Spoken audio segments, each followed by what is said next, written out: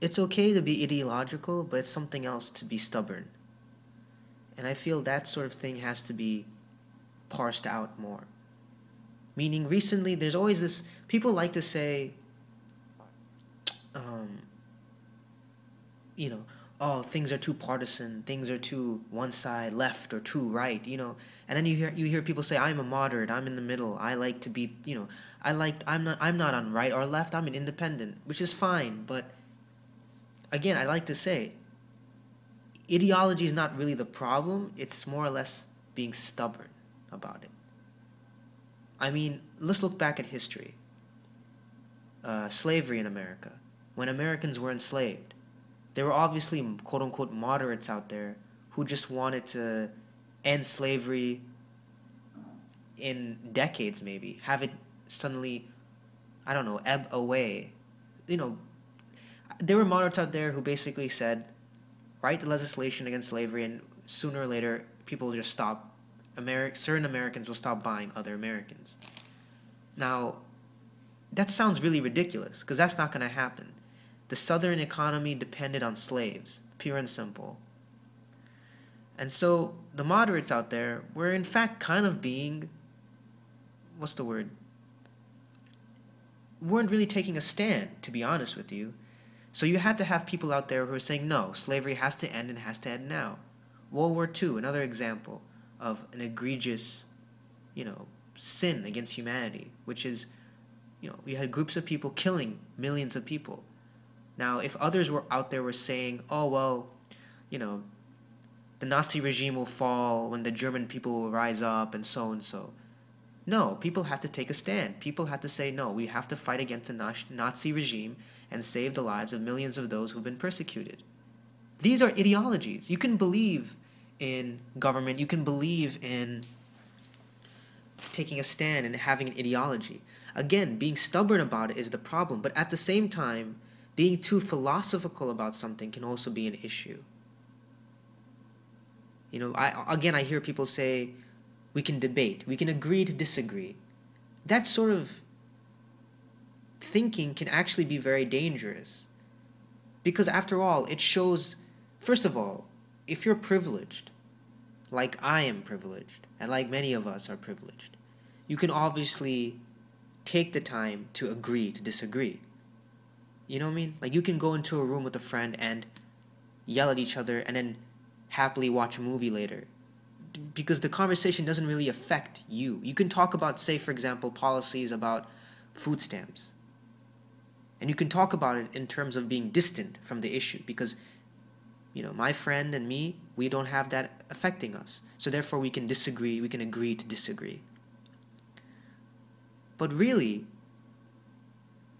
policies like, cutting on food stamps, those really affect someone. You can't really feed a starving person with poetry. You can't feed a starving person arguments. I've seen a trend, I don't know how it's happened, but I've seen a trend of people automatically jumping onto the whole I'm in the middle of the road bandwagon. Which is fine. Again, like I said, it's always good to be pragmatic. But again, it's dangerous to always look for compromise. I know this sounds odd, but again, with the Holocaust, with colonialism even. Say, for example, the British Empire still existed, not just in America, but in Kenya, in India, in the Indian subcontinent, in places in Africa. How would you, as a person who's being ruled, affect change without taking a stand? You have to take a stand sometime, someday. You can't expect to go through life saying, well, I'm going to agree to disagree. No, there are some things that are wrong, like colonialism, imperialism, the gap between rich and poor. These are wrong things. And if you want something to be done, sometimes waffling the line, sometimes towing the line, sometimes, parading yourself along the tightrope is not going to help. I'm not saying jump off the tightrope either, but definitely balance is important, but also awareness is key. Again, you can't feed a starving person words. If my friend and I disagree on food stamps, we can watch a movie like I've said. But the person who maybe depends on food stamps to live a normal life, to go on working on their daily schedule and also provide for the family, for them it's life or death. So it's okay to pick sides. It's okay to say things like government should take care of the people. It's okay to say things like education shouldn't be a commodity. That's fine. I don't see why in this day and age you can't be honest with how you feel could be the solution to major problems in the world. And, I think maybe I've been feeling this way because it's very easy to say, well, I'm not left or right. I'm in the middle. It's easy to say that, and I've said it too many times. So I'm not saying anyone in particular. It's really me also who I've said that many times to people. To avoid confrontation, I've said that. To say, well, I'm in the middle. But obviously there are things I care about more than others. Healthcare is something very important. Obviously it affects all of us. It's not radical to say we need affordable healthcare, or to say that we need an institution where healthcare isn't seen as, well, if you don't have it, well, whatever. No, healthcare is a right. But who's going to fight for these rights? Is it going to be the person who says, I'm in the middle in everything? Or is it going to be the person who says, no, in this case, there has to be something done, and something positive has to be done through action? And that's the importance right there. Again, I'm not saying to anyone that being moderate is wrong. I'm just saying, honestly, there comes a time in life where there are wrong things happening in the world and wrong things happening in our country. And you can't, well, I'm saying, for example, I can't go through life always saying, well, I'm in the middle. Because in the end, for example, a good example of this, again, I guess, is the idea of war. When the Iraq War started, there were plenty of people who were against it. But there were also plenty of people who were for it, but there were also plenty of people who said, I am on neither side. I'll continue living my life, so be it.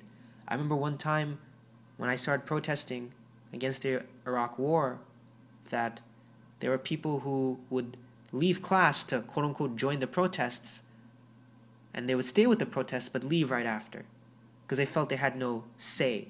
They felt like this was not going to affect them, which is true. A small percentage of our population actually fights our wars for us.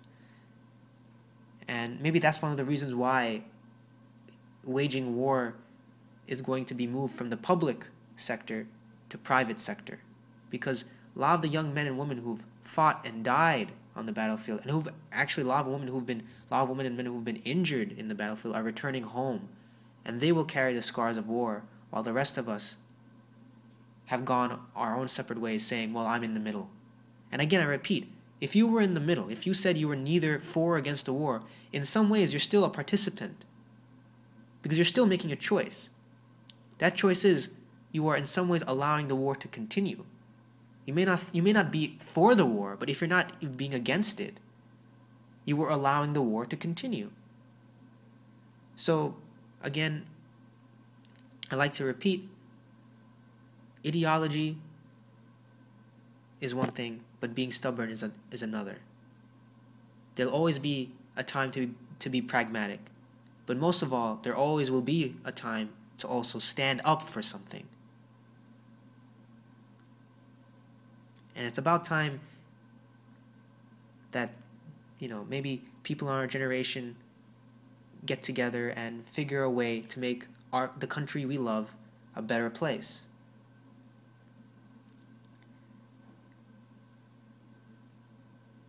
And that's all I can say right now. I'm trying to think of something else I had in mind, but honestly, that's it. In order to make the positive change we need in this country, we do need people to take a stand. And again, this is another issue with the idea of voting. When people say, the Congress doesn't represent us, which is fine, but also I'd like to repeat, for all the people who are activists, for all the people who actually do the hard work of getting things done, it can sometimes feel lonely because you have other people who say, well, nothing's going to get done, which is, cynical. But that doesn't help anyone. Being cynical doesn't help anyone. People have to be inspired, and people have to realize that 50 years ago, things were much worse, and it's getting better now.